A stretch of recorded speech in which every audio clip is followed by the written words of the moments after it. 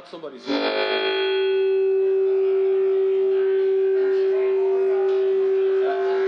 wasn't looking at you, Deputy Healy-Rae. President Biden, Taoiseach, Taoiseach, Mr. Ryan, opposition party and group leaders, Secretaries of State Lincoln and Bill Sapp, members of Congress, ambassadors, members of both houses, MEPs, MLAs, MPs, members of the Biden family and distinguished guests. And I think I must mention somebody else, Mr. President, because it's just come to my attention that a very young observer is in attendance here today, and that is the daughter of Senator Rebecca Moynihan, her infant daughter Margot.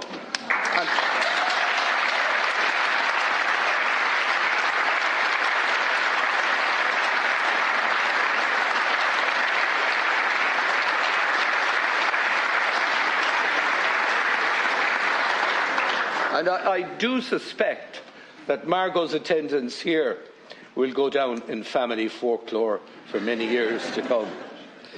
Uachtar an Biden tá fáilte mór rót go teach lion. Unad our Parliaments náisiúnta. Is é lá stairiúil súntasach agus lá mór bród dúin go léir an lá seo.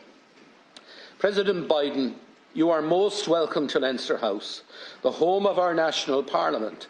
This is a very proud and historic day for us all. It is a day we have looked forward to since your election as the 46th President of the United States just over 2 years ago. Today, you do us the honour of addressing our joint sitting. It's the fourth time the Houses have been addressed by a US President. Almost 60 years ago, on the 28th of June 1963, in a very different world and a very different Ireland, the late President John F. Kennedy addressed the Houses and inspired our people. It is particularly fitting, therefore, that you should address us so close to that important anniversary. Today we acknowledge the presence in Ireland of his grandnephew, Joseph Kennedy III, the new US economic envoy to Northern Ireland, and we wish him every success in the important role of supporting peace and prosperity that you have assigned to him.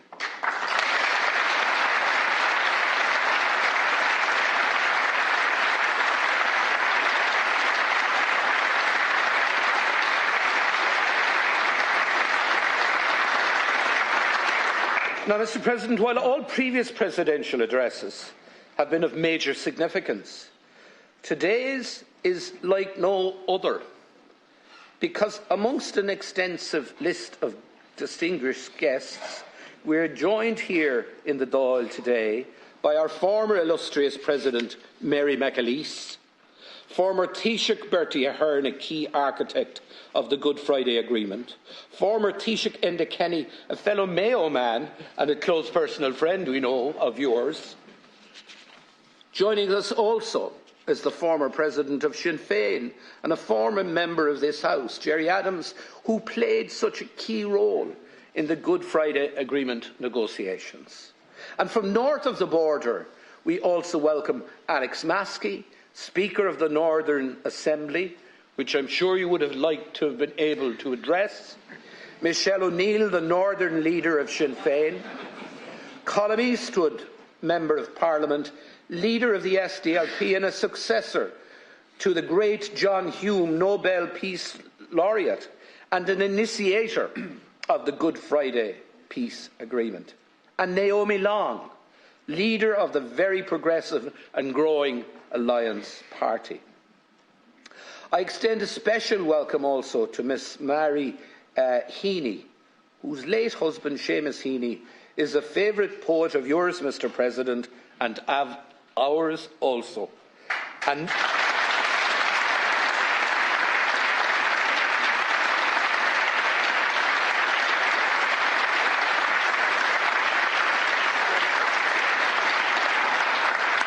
a Nobel Prize winner and one of our great literary treasures.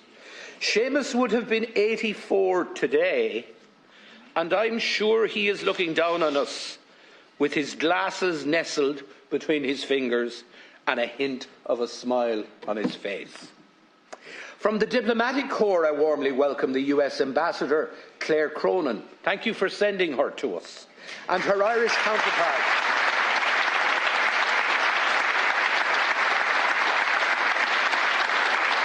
Her Irish counterpart in Washington, Ambassador Geraldine Byrne-Nason, one of the very best of our diplomats.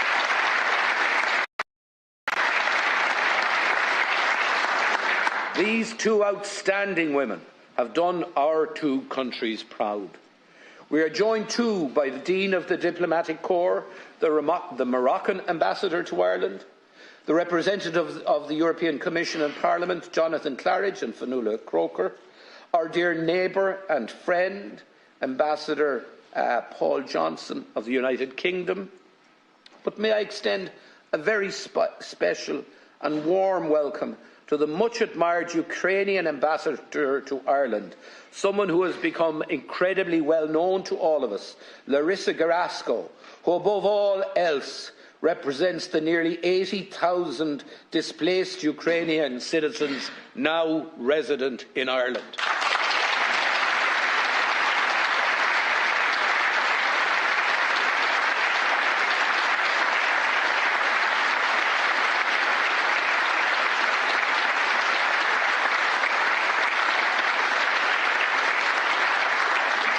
So for you, Mr. President, quite a gathering. And with the greatest of respect, Mr. President, I must say you sure can draw a crowd. Perhaps afterwards you might give me some hints on how we could ensure a good attendance around here on Thursday afternoon. President Biden, today you're amongst friends because you are one of us. You often speak of your Irish roots with great pride and affection, especially your ancestors from Louth and Mayo. And the story of Ireland is inextricably linked to emigration, and in many ways you personify it. From the famine times through to today, so many people left these shores in search of a better life in the United States. And a remarkable 33, maybe 34 million Americans now claim Irish ancestry. The signatories of the 1916 proclamation said that this very republic came into being with the support, and I quote, of its exiled children in America. And how true that was. Down through the years, our exiles supported Ireland economically and politically and never forgot the families they left behind. All through your political career, sir, you too have been a faithful and supportive friend of Ireland. You have been there, to quote the well-known song, in sunshine or in shadow. So on this historic occasion, your homecoming, we warmly welcome you back to your roots. From the bottom of our hearts, we thank you for all you have done and continue to do for us here in Ireland. The Ireland you are visiting this week is a multicultural, progressive nation, benefiting enormously from an inflow of immigrants who have arrived on our shores from across the world. They enrich our society and help us grow our economy.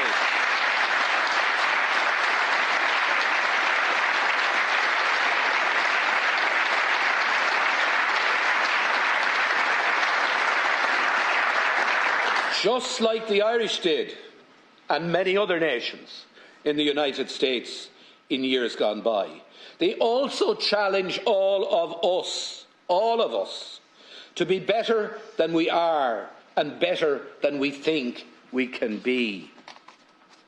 Our two countries enjoy a warm, close and mutually beneficial relationship.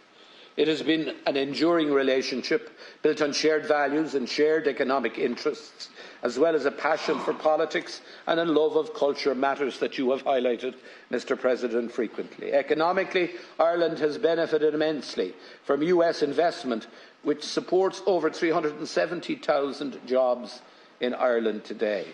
As a result, we now have thriving technology, healthcare and financial services sectors. Less spoken about, however, Mr. President, are the 650+ Irish companies that operate across all 50 states of the Union, employing over 100,000 people, and the fact that Ireland today is the 9th largest source of foreign direct investment in the United States. Long may this bilateral investment continue. Ska a chéile a Warren Nadini.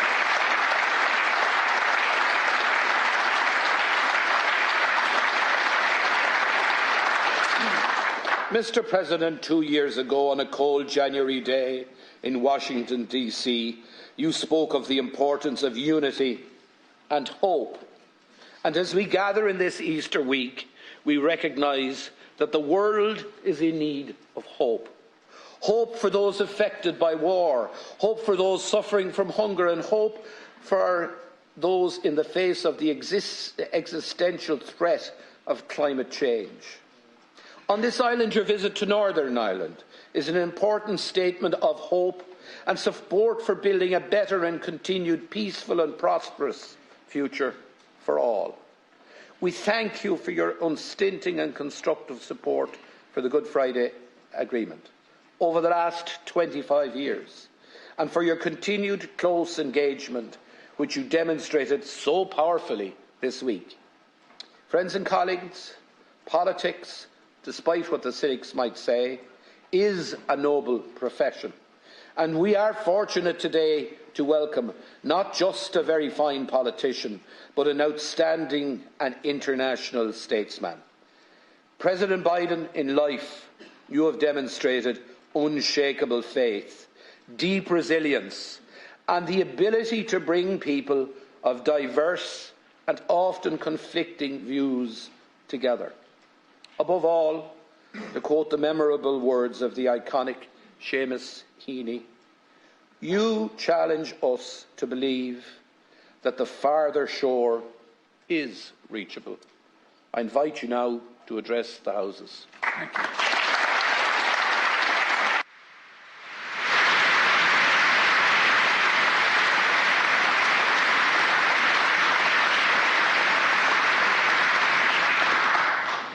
Well, Mom,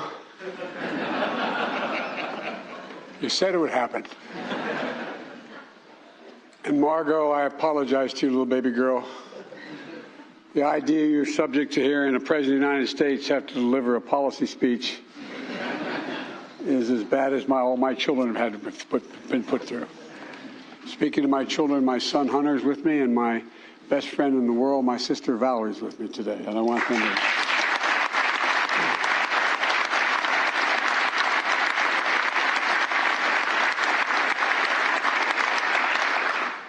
As the proud son of Catherine Eugenia Finnegan Biden, well, you knew I'd be coming.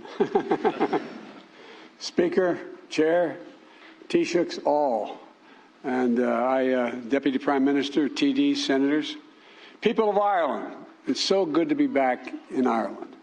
If you forgive the poor attempted Irish, Táimid Shah Walya, I'm at home.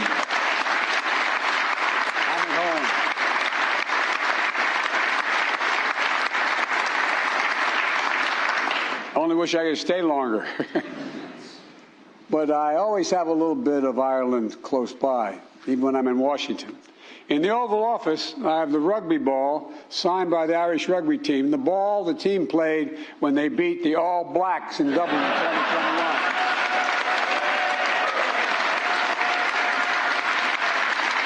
By the way,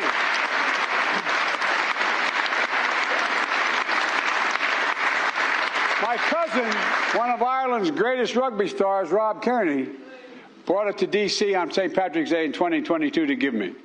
And I didn't play rugby except when I was out of law school, and I didn't play it very well. We played in a rugby club, but I did play American football and a few other sports, but I realized that, you guys are all nuts. But the interesting thing is, I'd rather have my children playing rugby now for health reasons than I would have them playing football. Fewer people get hurt playing rugby, and you have no equipment. You have 280-pound guys like we do, and you just don't hit each other in the head very often. And but anyway, all kidding aside, in 2016 I came to Ireland as vice president, bringing most of my family with me. My sister Valerie, my brother Jimmy, my daughter, and my 5 granddaughters and grandchildren. My granddaughters are crazy about me, I might add, because I talk to them every single day. I send them a note. Together we explored our family history, visiting the Cooley Peninsula, where the Finnegans' ancestors earned their living on land and in sea, and walking the streets of Ballina, where my great-great-great-grandfather Blewett lived with his family before relocating in 1851, eventually settling in my hometown of Scranton, Pennsylvania. Yesterday I returned to County Louth, where I toured the Carlingford Castle, likely one of the last glimpses of Ireland my Finnegan ancestors saw as they gazed on their way out in what in those days was referred to as a coffin ship. And they sailed out of Newry in 1850. I wasn't going to say this, but I'll say it anyway. The idea was, I later learned from the Irish Times, they did some little background check, and my good friend Barack Obama, and he is my good friend, his grandfather was a shoemaker like mine, sailed 5 weeks earlier from the same port. The idea they both sailed for a new life and thought their grandchildren, their great-great-grandsons would both be president, I think is really a little bit of Irish malarkey. But it's kind of interesting, isn't it? Tomorrow, I'll also revisit County Mayo and remember the history and hope and the heartbreak my Blewett ancestors must have felt leaving their beloved homeland to begin new lives in America. I say all this not to wax poetic about bygone days, but because of the story of my family's journey and those who left and those who stayed is emblematic of the stories of so many Irish and American families, not just Irish-American families. And these stories are the very heart of what binds Ireland and America together. They speak to a history defined by our dreams. They speak to a present written by our shared responsibility. And they speak to a future poised for unlimited shared possibilities. So today, I'd like to reflect on the enduring strength of the connections between Ireland and the United States, a partnership for the ages. It begins in our shared history, dating back to the very founding of the United States. The Irish hearts that helped kindle the torch of liberty in my country and fire its revolutionary spirit. The Irish blood from across this island that was willingly given for my country's independence. The Irish hands that laid the foundations of a new kind of future, one from the bottom up and the middle out, one built on freedom. You know, the great waves of immigration that brought our ancestors to the United States in succeeding decades carried millions more Irishmen across the sea. Most of them arrived a little more than with hope in their hearts and strength in their dreams and beautiful memories of an emerald green isle, a home they would never fully leave behind. I've never met an Irishman in America who doesn't think he will hope he could see Ireland someday. You know, their sweat is soaked with the foundations of communities across the nation, all across America. You can't go anywhere and not find it. By the way, Tip O'Neill, the former Speaker of the House, used to say that he'd have a reception for all the Irish in the Congress, the House and the Senate, and all those who wish they were Irish. And everybody showed up.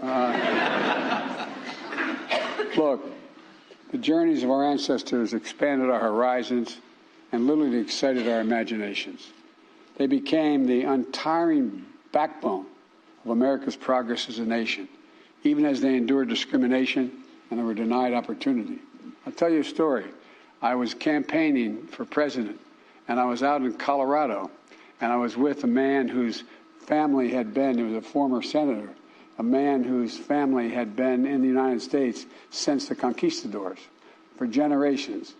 And there were a whole lot of people standing across a refurbished rail station in eastern Colorado.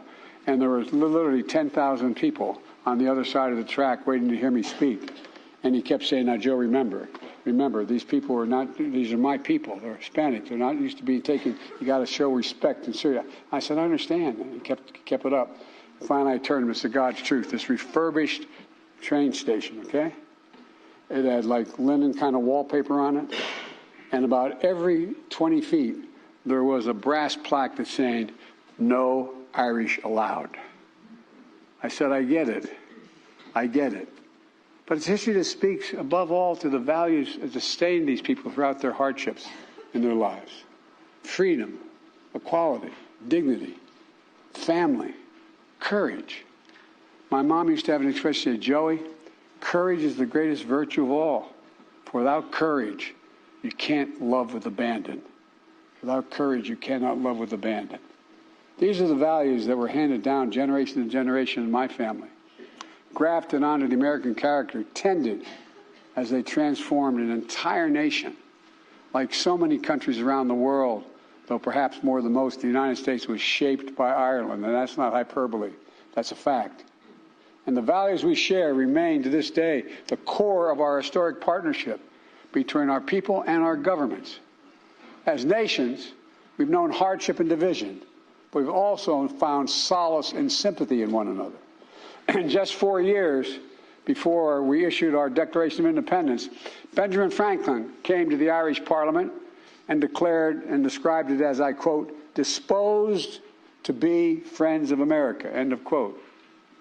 In turn, the text of Ireland's 1916 proclamation, displayed mainly in the main foyer of this building, draws on the support of Ireland's exiled children in America, quote, draws on the support of exiled children in America.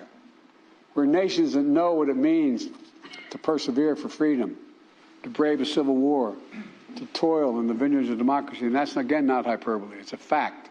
It's a fact. It's not just the hope, but the conviction that better days lie ahead that has brought us along. We have the power to build a better future. 60 years ago, as referenced, the first Irish Catholic president of the United States made a historic trip here, speaking to this assembly and capturing the imaginations of Irish and Irish-American families alike. When John Kennedy addressed Parliament, he honored the more than 150,000 Irish immigrants who joined the Army of the North during America's Civil War. And among them, 1 or 2 of them were my relatives as well. They signed up in a new land to stand for old values, to defend freedom and the dignity of all people. Think about this. Name another country, and whatever their language is, that use the word dignity as much as we Irish use the word dignity. It matters. My dad used to say, "Everybody, Joey, everybody." And he meant it. It's entitled to be treated with dignity, no matter who they are. President Kennedy honored their courage and sacrifice by presenting to this body the flag of the Irish Brigade, which hangs out here to this very day. Likewise, I was honored to receive an Irish flag from the Taoiseach during the recent St. Patrick's Day celebration in Washington.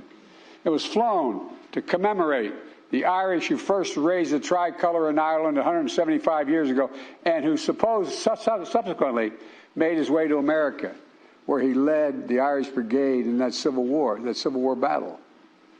These liked symbols, holding a place of honor in Leinster House and the White House, embody a century of history between our countries.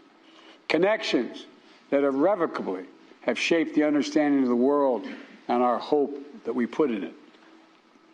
Our history reminds us, our history, ours, yours and mine, reminds us of the responsibilities we have to the president, that should be the present, to the hopes of our ancestors, to the expectation of future generations. Because we know what it means to fight for democracy.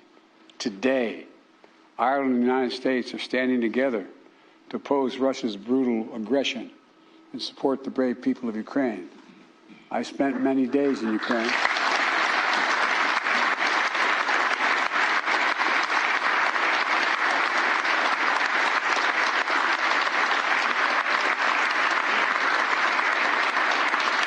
President Kennedy said 60 years ago, and I quote, "Ireland pursues an independent course in foreign policy, but it is not neutral between liberty and tyranny, and it never will be." Thank you for that.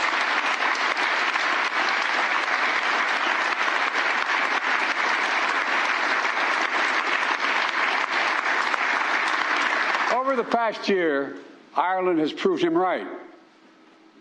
As Speaker said, Ireland has stood proudly with the United States and partners around the world for liberty against tyranny. Ireland has committed more than 170 million euros in non-lethal aid to Ukraine, including vital protective gear, medical equipment, humanitarian support, and aid to minimize the impacts of war on food insecurity and child malnutrition. You don't forget. You have memories that go deep.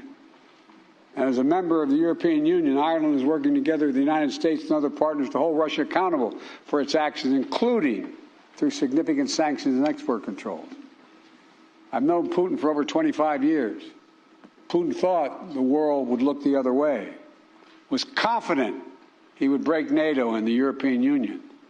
The unity of Western nations would fracture and fall at the moment of testing. That's what he thought. But he was wrong. He was wrong on every point, on every front. Today, we're more united and more determined than ever to defend the values that make us strong.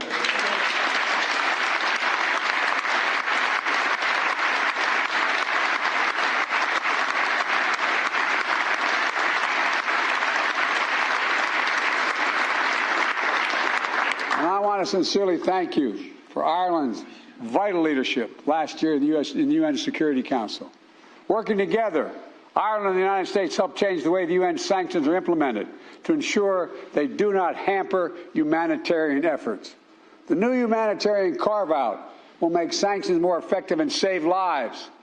Ireland's support for Ukraine is especially meaningful because you carry the moral authority with nations around the world. Ireland's always been a voice for liberty, global cooperation, and equality of all mankind. Because Ireland remembers the terrible cost of war, you've built an international credibility as peacekeepers, stepping up continuously to serve in the UN peacekeeping missions since Ireland's first deployment in 1958. Because Ireland remembers what it means to have to flee home, leaving everything behind to begin again on foreign shores. The Irish people have generously opened their hearts, their homes, and you've welcomed, as you said, nearly 80,000 Ukrainian refugees. I would argue the rest of the world has an obligation to help you maintain that as well. Because Ireland remembers how painful hollows of the great hunger, and you're today a global leader in food security as well. Ireland's committed fully 20% of your aid budget to fighting global hunger. And in a moment where people around the world are struggling with the economic fallout of the pandemic, Russia's war in Ukraine, Ireland is growing its aid budget and expanding its commitment to help vulnerable people, especially partner nations across Africa. I particularly want to thank you for stepping up alongside the United States to help UNICEF and the World Health Organization fight malnutrition and child wasting. Ireland's contribution of 50 million euros is helping prevent and treat wasting, child wasting, and supply ready-to-use therapeutic foods and reach 500,000 children in Africa. 500,000 children. You're changing lives. Ireland also remembers, as I do, that peace is indispensable. Peace is the necessary foundation for progress, for growth, for unlocking the enormous potential that exists in every part of this island. This week marks a vital milestone for peace. 25 years ago, the Belfast Good Friday Agreement. 25 years ago, one of my best friends in the Senate, and a great, great friend to this day, is George Mitchell. As he said, there were 300 days of failure, or 700 days of failure, and 1 day of success. But it was a success that one day. But more is to be done. Yesterday I was in Belfast to honor those who commit themselves to peace, to reiterate the enduring support of the United States for the Good Friday Agreement and Northern Ireland's democratic institutions, and to help accelerate the enormous economic growth that is opening new futures for young people in Northern Ireland. As I pointed out, there are literally hundreds of American corporations ready to come and invest, but they're cautious because their institutions are not in place. We must never forget that peace, even as has become and lived reality for an entire generation of young people, peace is precious. It still needs its champions. It still needs to be nurtured. The Good Friday Agreement didn't just change lives for the better in Northern Ireland. It has significant positive impact across the Republic of Ireland as well. As the Taoiseach and I have discussed, including last month in Washington, and again today, how Ireland and the United States can work together with the United Kingdom and the European Union to support the people of Northern Ireland. I think that the United Kingdom should be working closer with Ireland in this endeavor. Political violence must never again be allowed to take hold in this island.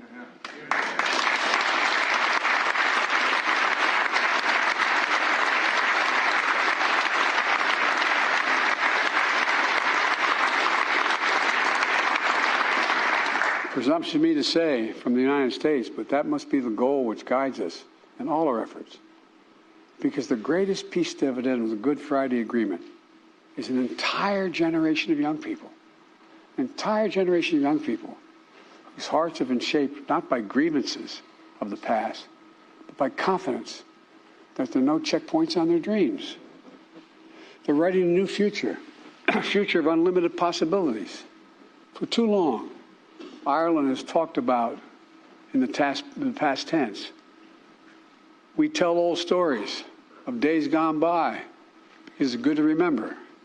Stories of Irish grit and genius, saints and scholars, poets and politicians. And in the face of it, they're good stories on its face. Let's face it.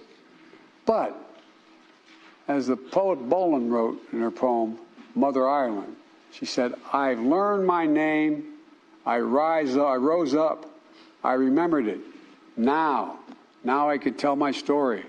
It was different from the stories told about me. End of quote.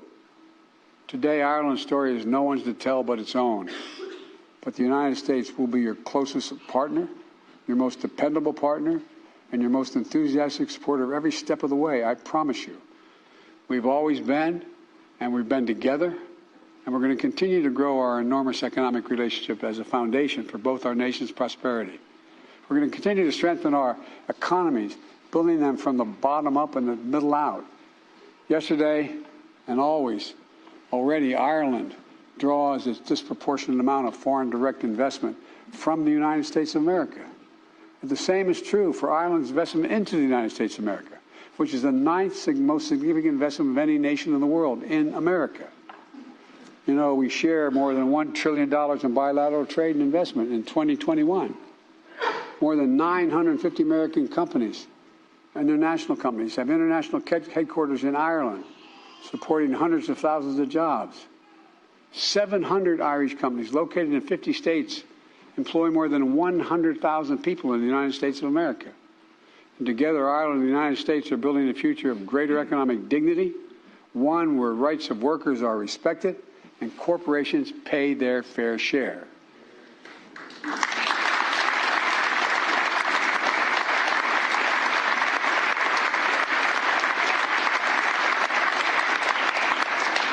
The global minimum tax will continue fair competition for investing while creating benefits for all our people.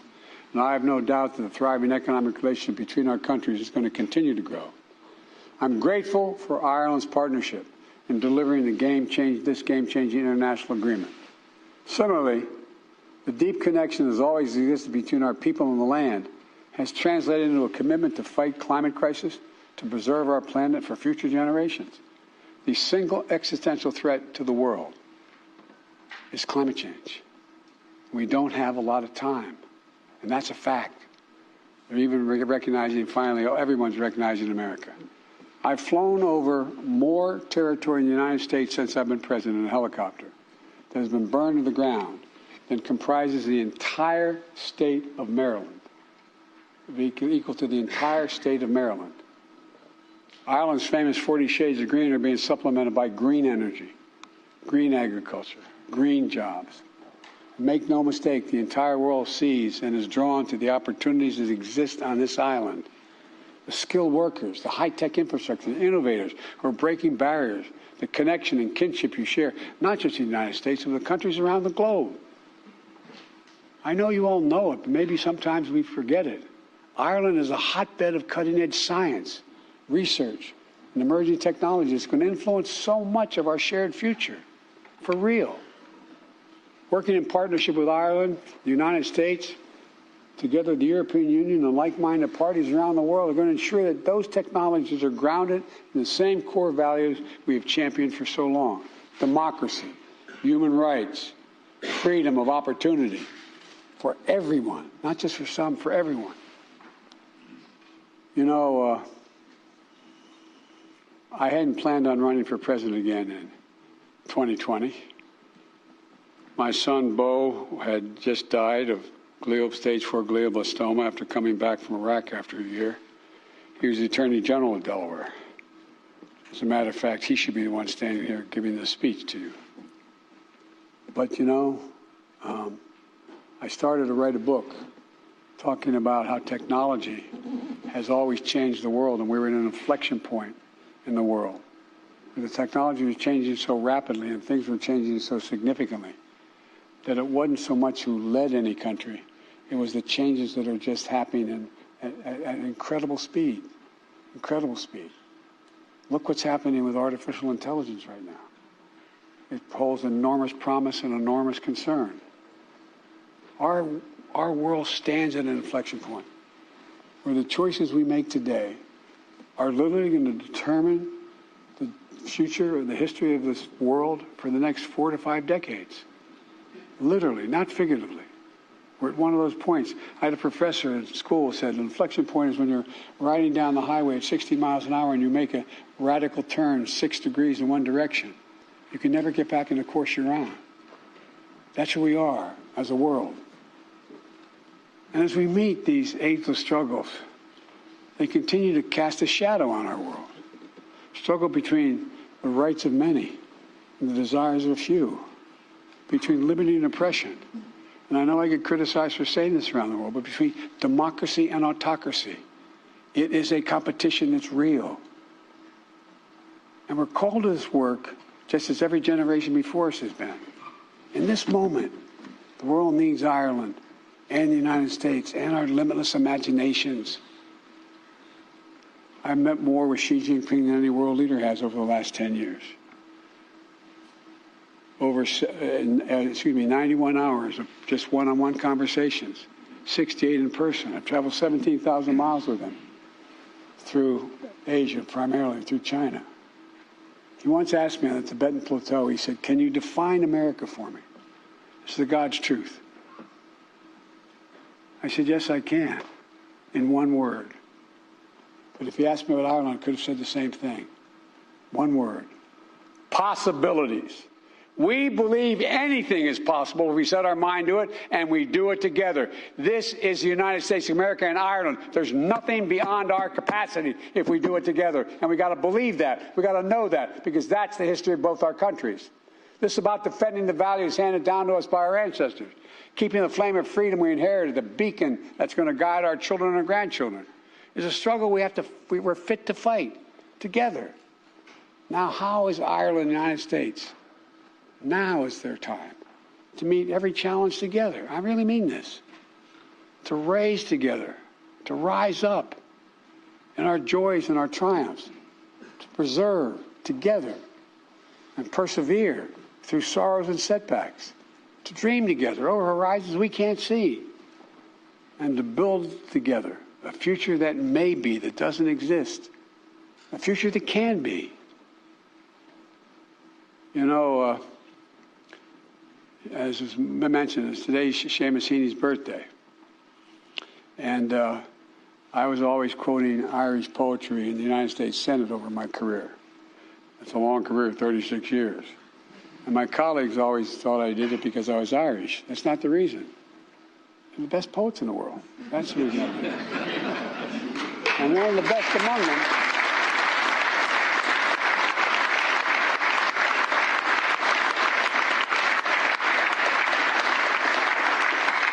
was your husband. And thank you for sending me that autographed copy. It was your husband.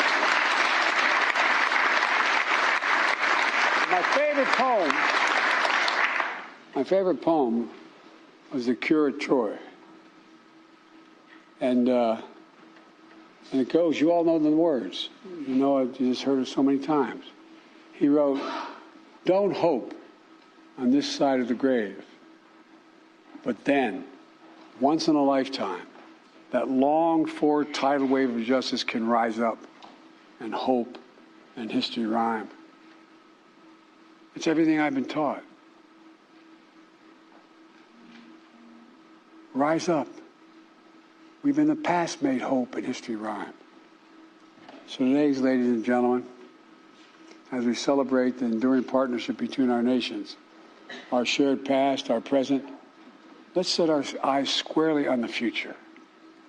Let's harness what's best in us, our courage, our creativity, our loyalty, our tenacity, and our loyalty again. Let's once more, for our generation and the generation to come, strive to make hope and history rhyme. Because I've never been more optimistic about the future than I am today. And I'm at the end of my career, not the beginning. The only thing I bring to this career after my aged, as you can see, how old I am, was a little bit of wisdom. I come to the job with more experience than any president in American history. Doesn't make me better or worse, but it gives me few excuses.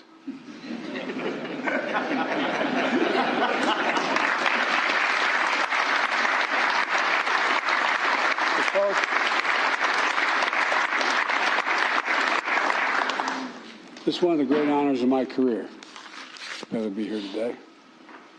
And I mean it from the bottom of my heart. You have no idea what my greatest regret, I'm going to sound like a kid, but my mom's not here to hear it. My greatest regret is my grandfather Finnegan, who was an Irish American whose grandfather was Owen Finnegan, who made the effort. And he was a great athlete. I went to Santa Clara University, and he was a newspaper guy on the business side.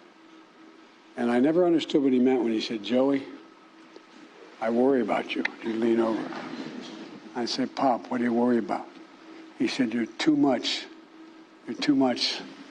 like that guy who led the revolution instead of the guy who was the prime minister." I said, he said, "You got to be less like the military guy. They shot him. And more like De Valera." Well, I've never.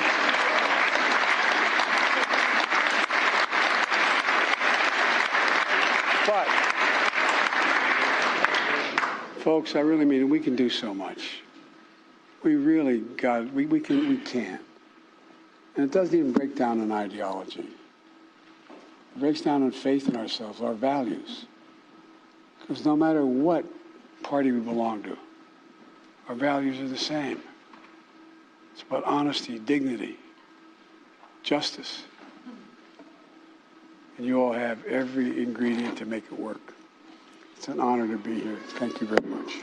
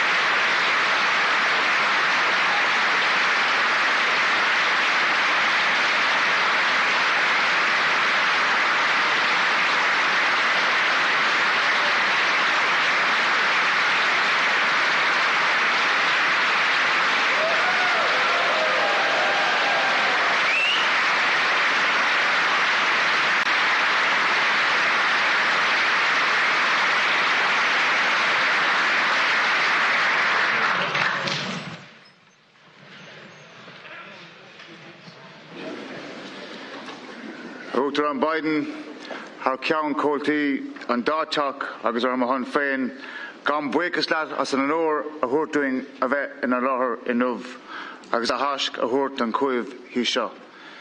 We might say 4 more years, Mr. President, but we can't be political here, but thank you for your wonderful address.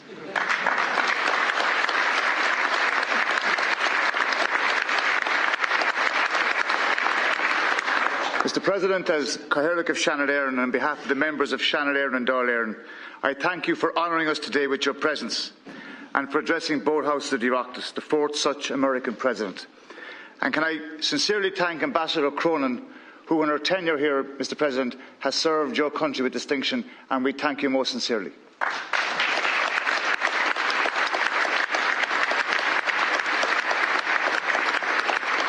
From your address today and from your visit, not just this week but in previous times, it is obvious that you have a genuine personal pride in your Irish ancestry. And today, I'm sure all of us in this chamber will reflect and remember the Irish diaspora in America who share that same sense of pride. Your presence in this chamber and by your address today acknowledges the story of immigration as the shared story of our two nations. And I do hope, Mr President, that we can see immigration reform with the undocumented Irish looked after during your term of office.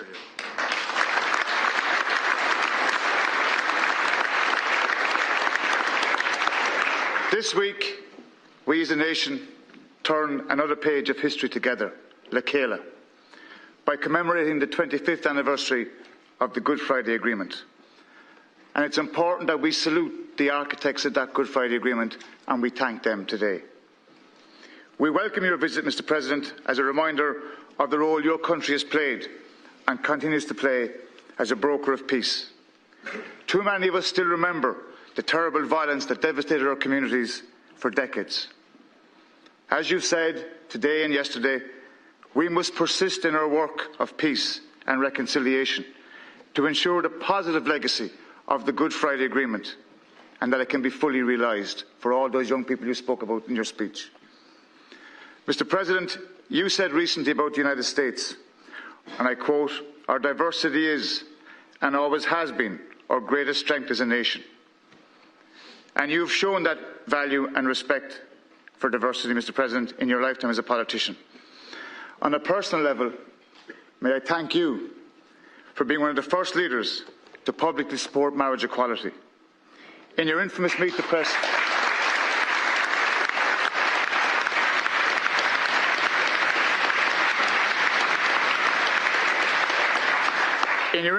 Press, interview in 2012 with David Gregory, you framed the debate as a simple proposition. Who do you love, and will you be loyal to that person that you love? With this statement, Mr President, you held aloft your respect for diversity, and others followed, including my very good friend Enda Kenny here, who, as part of his government, allowed us to have a referendum on marriage equality in our country.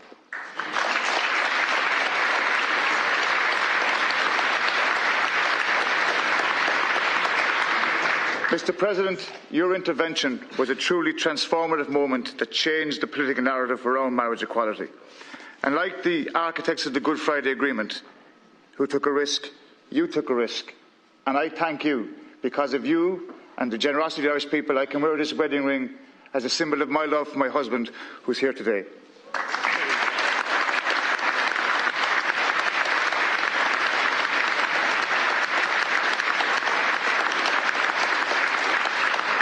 There's an old Irish proverb, "An all na baha and tahrú." Change is the breath of life. Looking ahead, we know that change will be constant, and we will embrace that and keep our positivity. We will continue to value and strengthen our special relationship with the United States as we work together on shared global challenges. President Biden, I hope that you and your family enjoy your visit to Ireland, your ancestral home. And I want to welcome your sister, Valerie Biden-Owens, who has a very good, strong Cork connection, and your son, Hunter.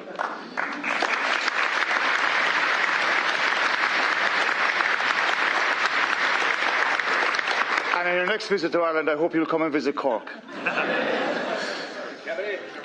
And as you said, Mr President, previously, North East Pennsylvania will be written on my heart, but Ireland will be written on my soul. In conclusion, it would be remiss of me as Cathaoirleach if I didn't, on this occasion, thank the members of the House for being here today, to thank the staff of the Oireachtas who made this event possible.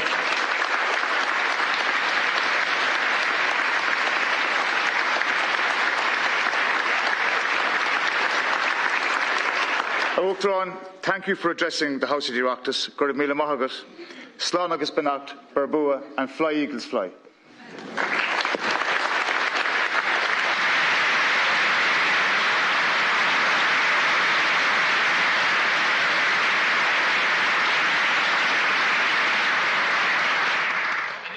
Usle Shasan an Chak Athlo. Adjourned. Adjourned. All right.